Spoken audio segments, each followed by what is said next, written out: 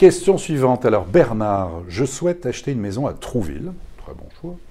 Mais elle me semble beaucoup trop chère. Le vendeur ne souhaite pas baisser le prix malgré nos offres. Avez-vous des conseils pour négocier? Comment faire baisser un prix légalement?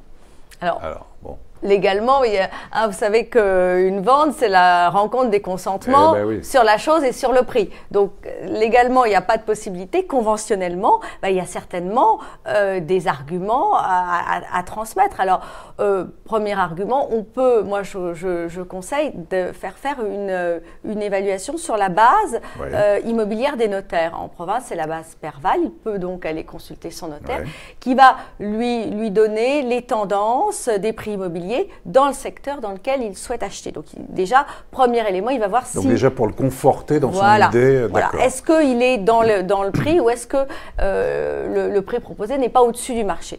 Puis après, il y a des éléments qui permettent de dire, non, là on est au-dessus du marché parce que je suis en rez-de-chaussée, ou je suis au 5e étage sans ascenseur, ou j'ai un diagnostic thermique qui est mauvais et je vais être obligée de changer les fenêtres, ou l'exposition est mauvaise. Et puis il y a d'autres éléments qui sont, par exemple, je ne mets pas de conditions suspensives de crédit, j'achète comptant.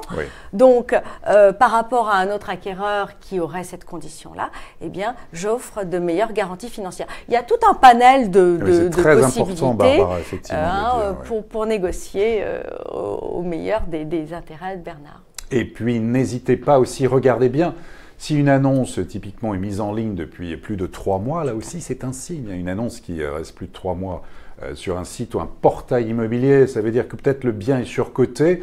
Faites attention, ayez bien en tête aussi ce que dit Barbara, notamment si le bien comporte des défauts, l'appartement aussi très sombre, à l'étage sans ascenseur, des travaux à prévoir, un DPE, diagnostic de performance énergétique qui serait très bas, des charges de copropriété qui seraient élevées. Il y a beaucoup de critères à prendre en compte parce que c'est la valeur du bien, il n'y a pas que le prix, il faut anticiper au maximum ce qui peut arriver par la suite, où on peut avoir des mauvaises surprises. Donc en tout cas, prenez votre temps et il n'y a pas de grille légale, mais il y a des petits signes comme ça qui peuvent vous aider à savoir en fait qu'un bien évidemment immobilier est négociable.